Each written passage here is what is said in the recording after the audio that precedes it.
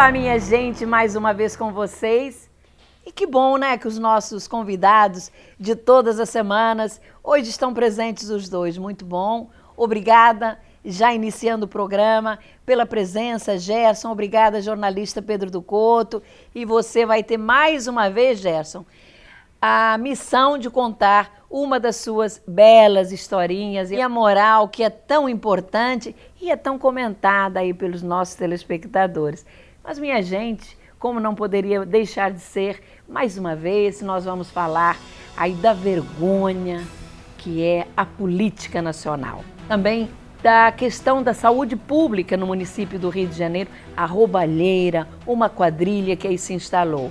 E, como não poderia deixar de ser, também tem coisas boas. O prazer de comentar uma realização da Bnei Brit, que é uma instituição judaica, realizada no Palácio da Cidade.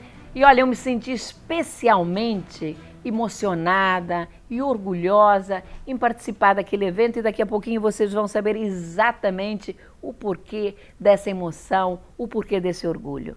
Mas, minha gente, está se aproximando o Natal.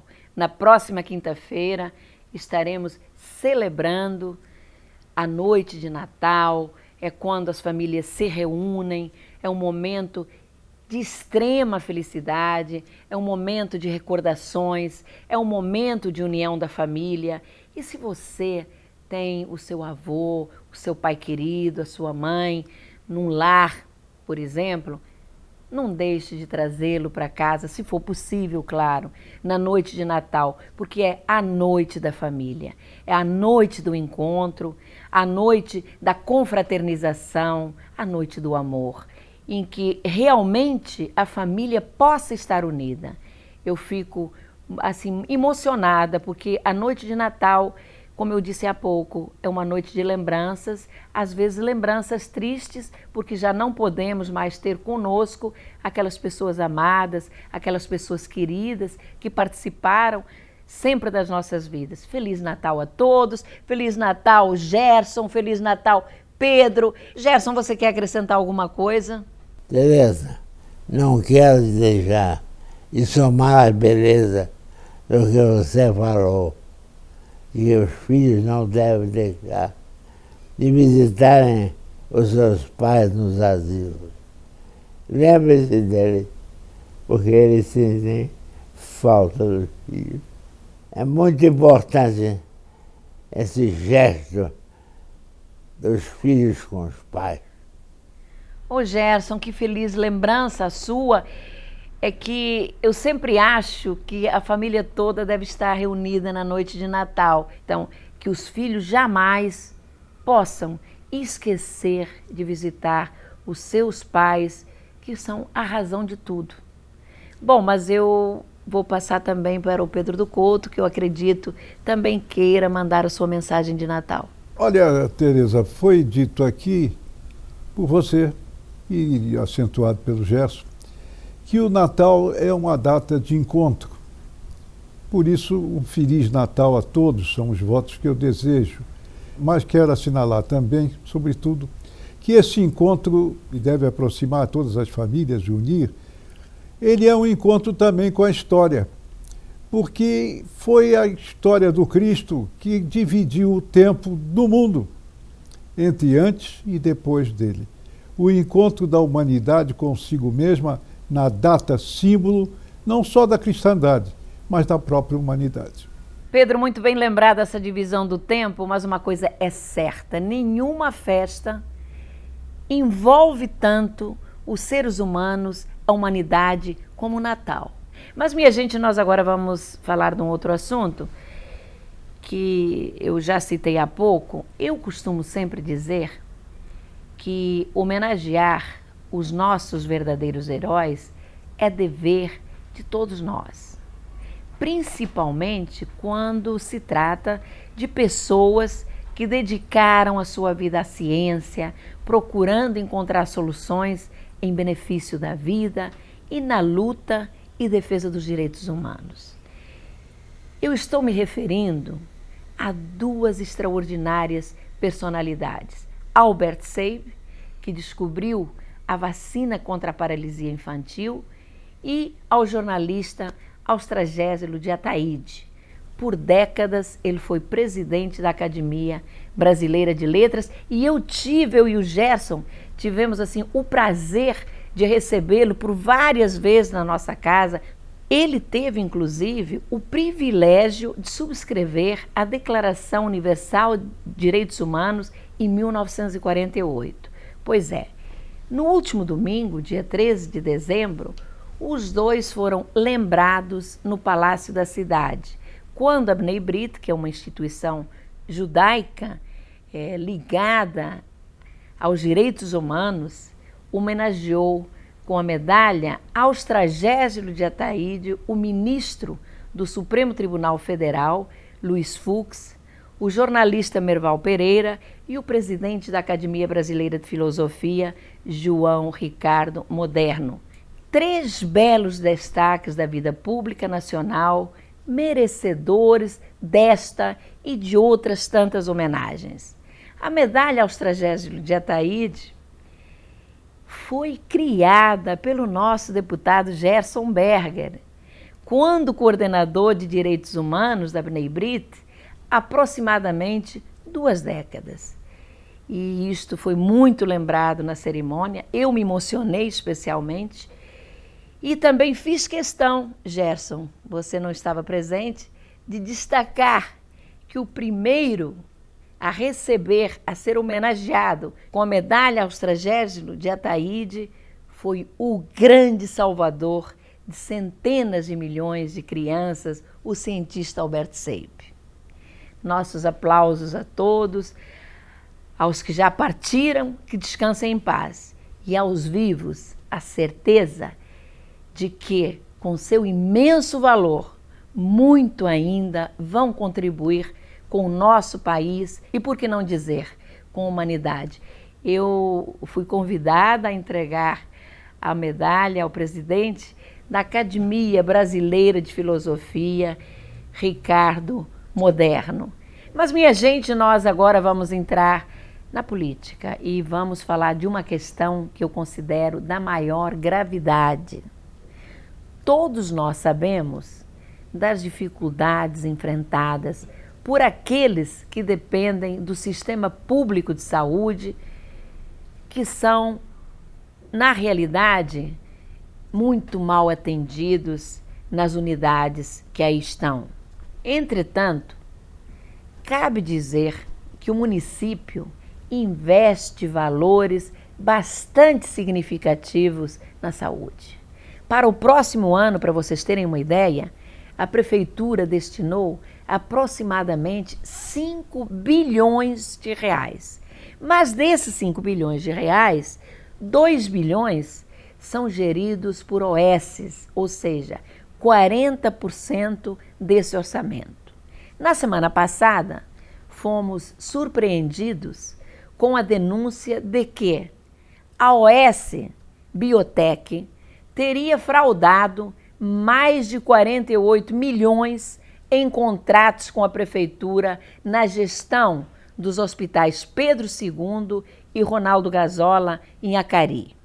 O curioso é que os irmãos Wagner e Walter Pellegrini, responsáveis e donos da Biotech, e que hoje estão presos, mais lá atrás já haviam sido denunciados, isto foi muito discutido, inclusive na Câmara dos Vereadores, pelo fato de cobrarem por serviços não prestados na ONG GPS, ao também hospital Ronaldo Gazola, através de um pacotaço. O que era isso? Imaginem, eles calculavam que o hospital iria atender, digamos, 1000 ultrassonografias. No final, atendia 200 e o poder público, a prefeitura, pagava 1000.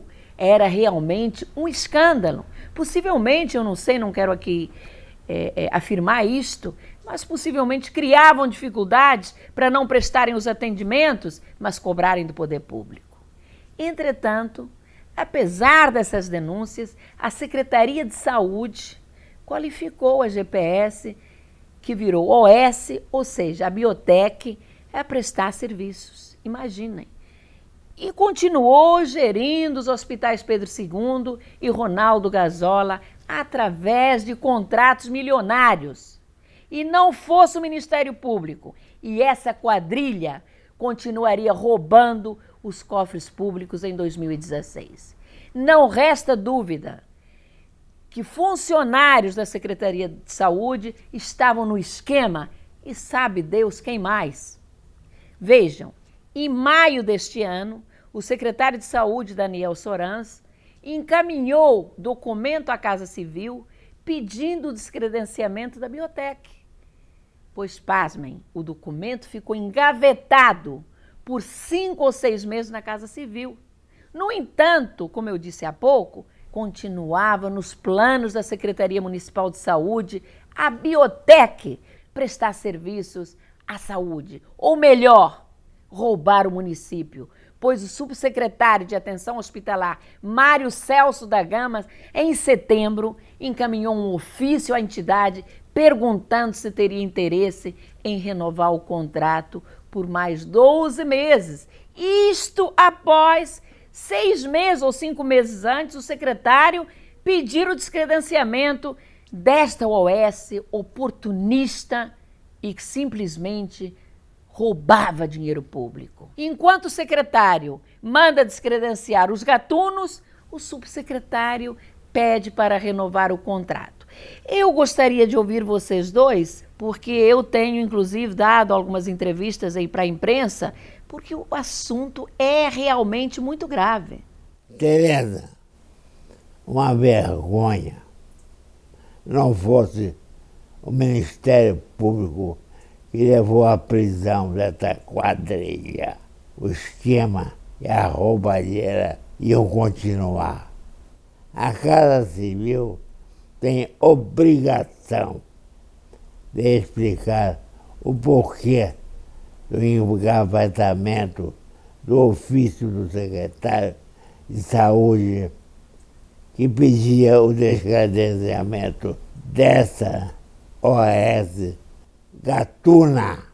Eles têm que dizer porque continuaram pagando a Biotech sem tomar nenhuma providência. Tudo tem que ser explicado. É o mínimo que se pode exigir.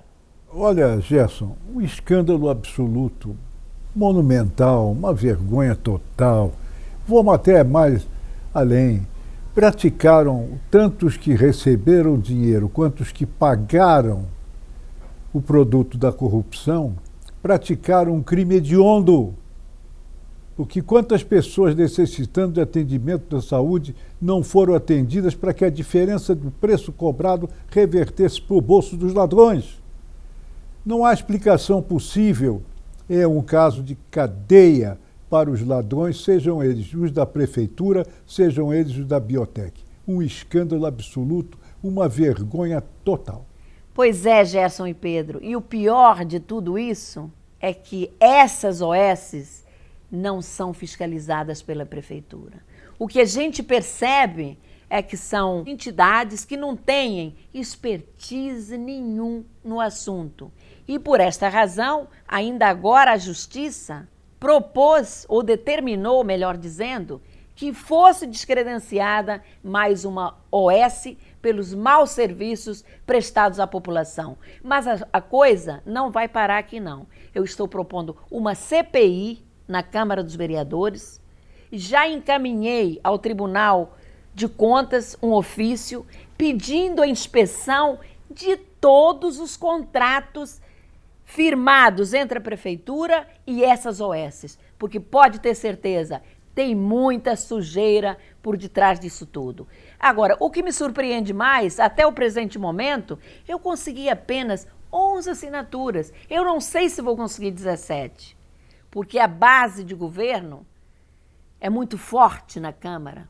A maioria dos vereadores apoiam as iniciativas do senhor prefeito, mas acho que o prefeito, nesta situação, se realmente ele tivesse interesse em apurar os fatos, em exigir que esses gatunos devolvessem o dinheiro que roubaram, ele mandava a sua base, sim, assinar a CPI toda participar, porque era isso que eu queria, que houvesse uma CPI não proposta pela Tereza Berger, mas por todos os vereadores da Câmara Municipal, porque ninguém mais aguenta conviver com tanta roubalheira.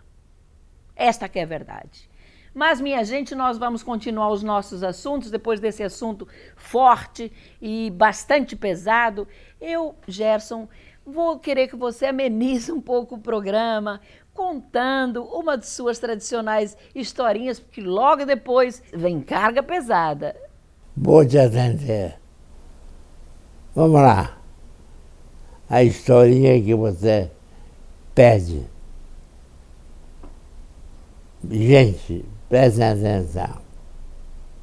Uma senhora que tinha 90 anos de idade, sentindo fortes dores pelo corpo, chamou o médico.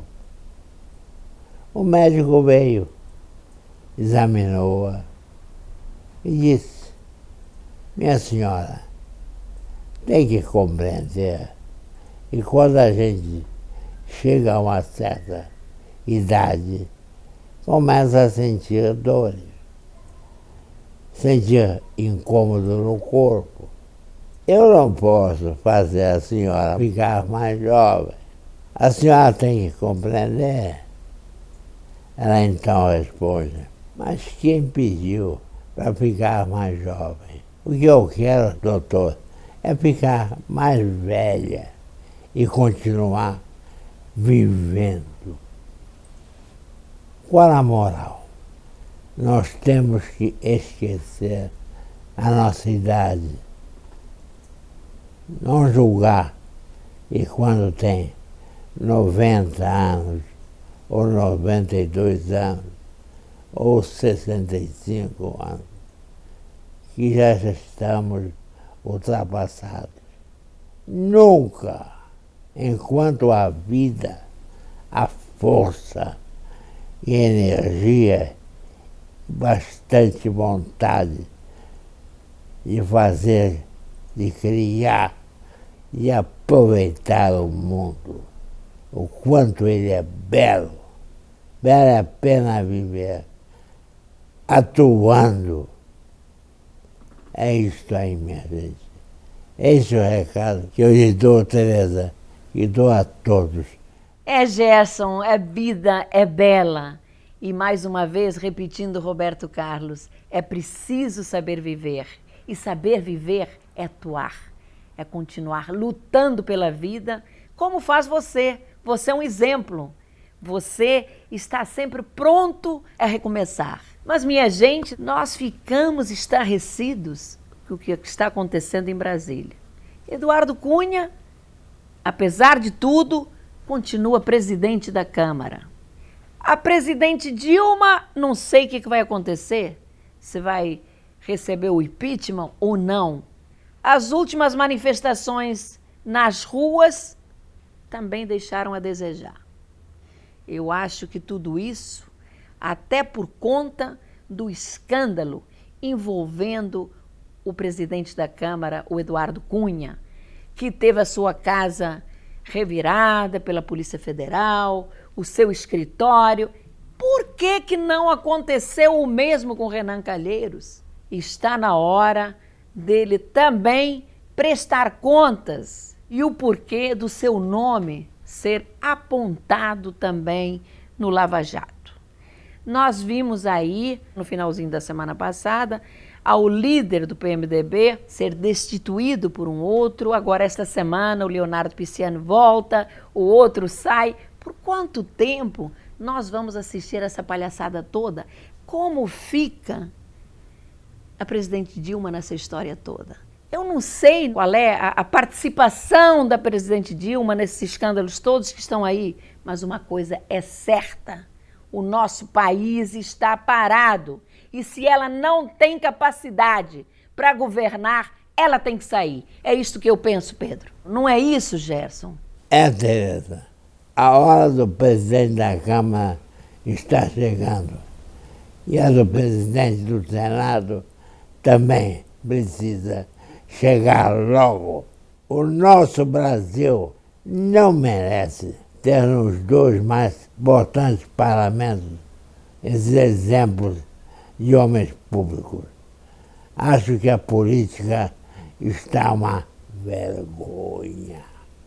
Após mais de 50 anos de vida pública, nunca vi tanta sujeira, tanta corrupção e tanta maracutaia como esta que estou vendo agora. Não aguento mais. Exatamente. Um labirinto de corrupção. A hora, quanto ao Eduardo Cunha, a hora dele chegou. Não tem condições de presidir a Câmara Federal, um homem que teve as suas residências, porque uma em Brasília, outra no Rio, seus escritórios invadidos pela Polícia Federal e executando ordens judiciais de apreensão de documentos. Foi um efeito arrasador sobre sua figura, patética dessa altura, apesar da frieza com que ele age e demonstra. Além do mais, perdeu do julgamento do Supremo as decisões que ele tinha tomado a respeito da tramitação do impeachment. Não fosse ainda isso, o Procurador-Geral da República, Rodrigo Janot, recorreu ao Supremo para o afastamento dele do mandato. Ele tem que optar rapidamente, se ele não renunciar à presidência da Câmara. Ele está arriscado a perder o mandato. E aí ele perderá o foro especial no Supremo Tribunal Federal como deputado e será julgado pela Justiça Comum pelo juiz Sérgio Moro. É tudo que ele não deseja. Quanto à posição do presidente do Senado, também perplexidade em consequência da delação premiada do ex-diretor da Petrobras, Nestor Cerveró. Só não teve a sua residência como alvo de busca e apreensão porque o ministro Teori Zavascki do Supremo não autorizou. Os fatos que vêm a seguir nesta semana que começa, a Semana do Natal, vão ser decisivos para a próxima página da história brasileira.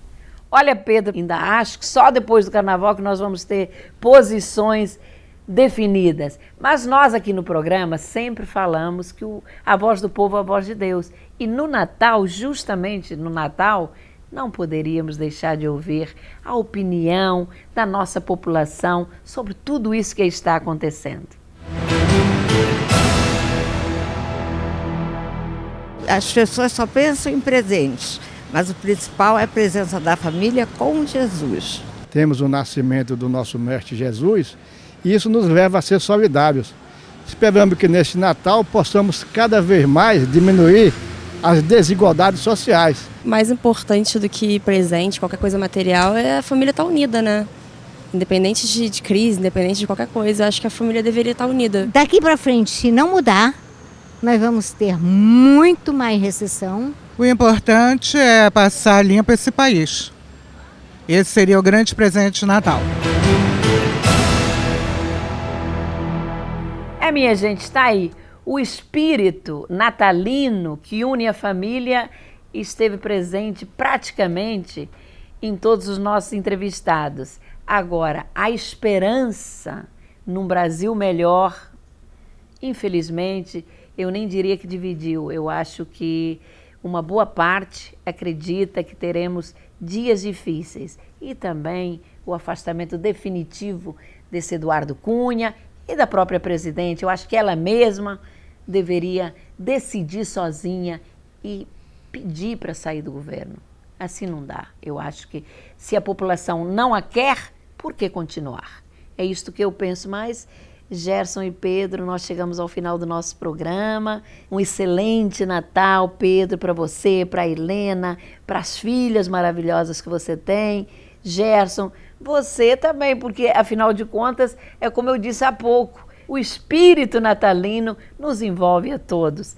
Amigo telespectador, a você que ficou conosco até esta hora da noite, que assiste os nossos programas sempre, o nosso carinho, um excelente Natal, que você possa reunir a sua família, que é o bem mais precioso que nós possuímos, e que haja muito amor nesta noite de quinta-feira. Um excelente Natal mais uma vez, e no próximo sábado, às 11h30 da noite, vamos estar juntos novamente. Até lá!